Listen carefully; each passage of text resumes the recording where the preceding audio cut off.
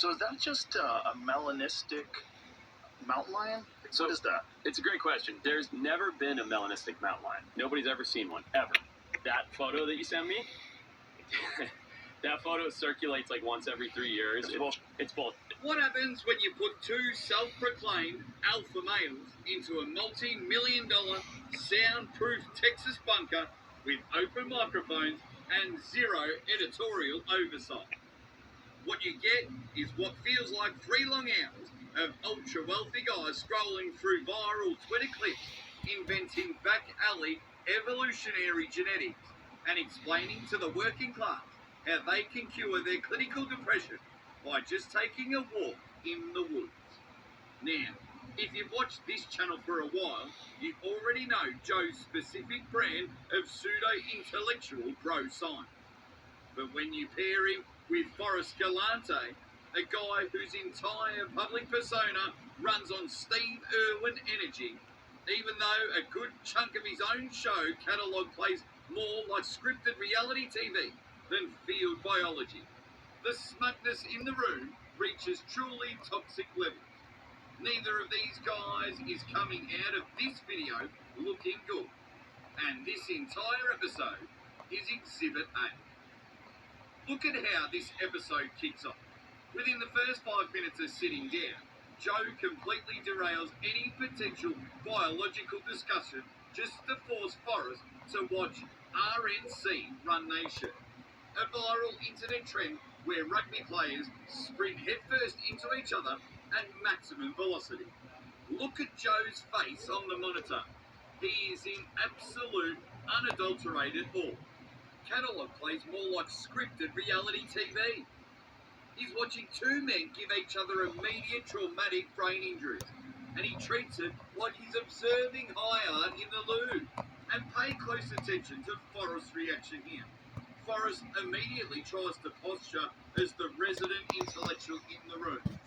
He leans back, nods condescendingly, and says, "I know too much about brain damage." You'd think he was a board-certified practicing neurosurgeon instead of a television host who happened to play high school rugby decades ago.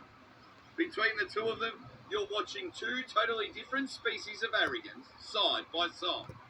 Joe's childlike, primal fascination with raw physical violence, and Forrest's desperate need to sound like the smartest, most refined expert in every room he enters. They both just went unconscious, Joe said with pure, unfiltered delight.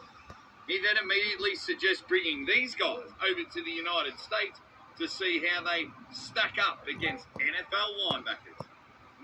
Concussions were just the pitch. Spotify's hundreds of millions of dollars into a national brain scrambling tournament live on air.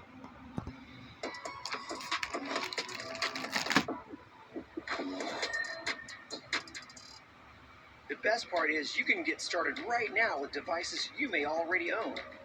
And for an even... Have you seen that game? Well, it's not game, but it's, I guess, whatever it is. An activity where these guys just run at each other full blast. Dude, RNC Run Nation?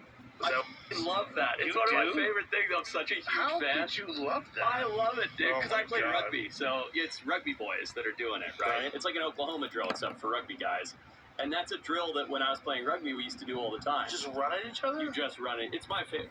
Run Nation, RNC, it's my favorite thing. I watch every video. Look at these guys. I would have never get. They both just went unconscious. Look at that. They both went. Well, that guy's fine. I'm such But a I've fan. seen it where they both get unconscious. I want to Look bring right these there. guys to the U.S. and see how they stack up against, like, NFL Oh, linebackers. Jesus Christ. They both headbutted each other, dude. Dude, you love fight sports. What are you talking This about? is not a fight sport. This is just...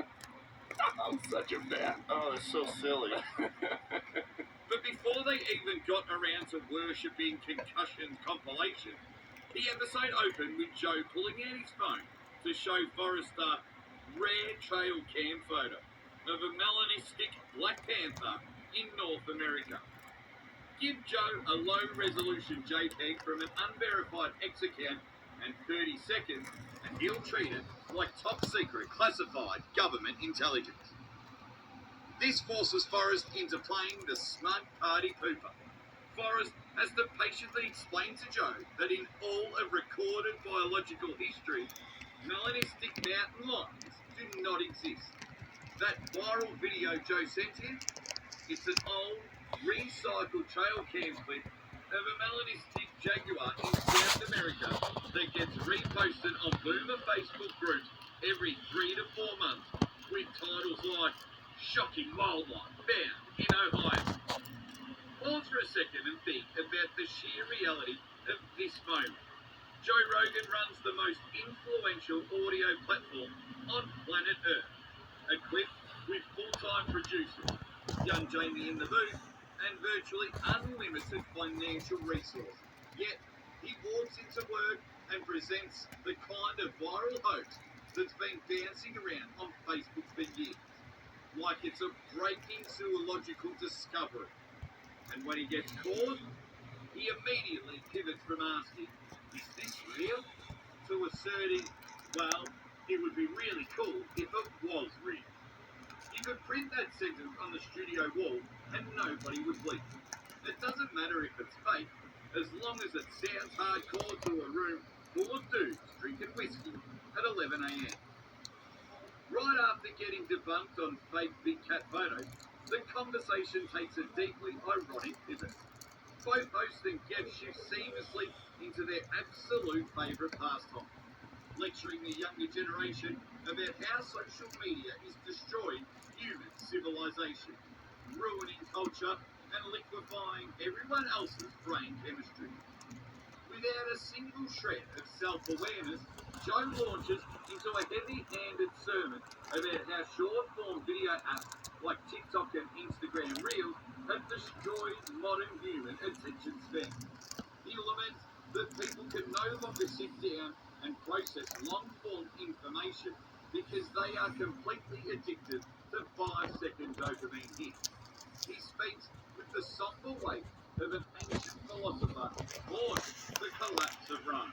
We are locked in on whatever's been happening all over the world all at once, and that's one of the weird things about social media now, is that we're constantly being inundated with new things to occupy our attention. Mm-hmm. You know?